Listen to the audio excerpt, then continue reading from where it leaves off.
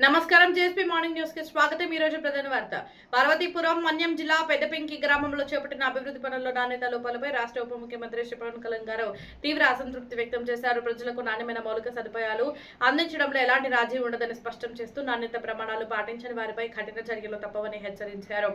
పెద్దపెంకి గ్రామంలో ఇటీవల నిర్మించిన కొన్ని సిమెంట్ రోడ్లలో పగుళ్లు ఏర్పడిన విషయం ఆయన దృష్టికి రావడంతో వెంటనే రాష్ట్ర స్థాయి చీఫ్ క్వాలిటీ కంట్రోల్ అధికారులను క్షేత్రస్థాయికి పంపించారు। అధికారులు నిర్వహించిన తనిఖీలో 5 సీసీ రోడ్ల నిర్మాణంలో నాణ్యత లోపాలు ఉన్నట్లు గుర్తించి నివేదిక సమర్పించారు। ఆ నివేదిక ఆధారంగా సంబంధిత కాంట్రాక్టర్పై వెంటనే చర్యలు తీసుకోవాలని, ఆ పనులకు సంబంధించిన బిల్లులను నిలిపివేయాలని జిల్లా కలెక్టర్తో పాటు సంబంధిత అధికారులకు శ్రీ పవన్ కళ్యాణ్ గారు స్పష్టమైన ఆదేశాలు జారీ చేశారు। ప్రజాధనంతో చేపట్టే ప్రతి అభివృద్ధి పని నాణ్యతతో పూర్తి కావాల్సిందని ఆయన స్పష్టం చేశారు। అంతేకాకుండా పెద్దపెంకి గ్రామంలో కొనసాగుతున్న రోడ్లు మ్యాజిక్ ట్రైన్ల నిర్మాణ పనులను వేగవంతం చేసి నిర్ణీత గడువులో పూర్తి చేయాలని పంచాయతీరాజ్ ఇంజనీరింగ్ శాఖ అధికారులను ఆదేశించారు।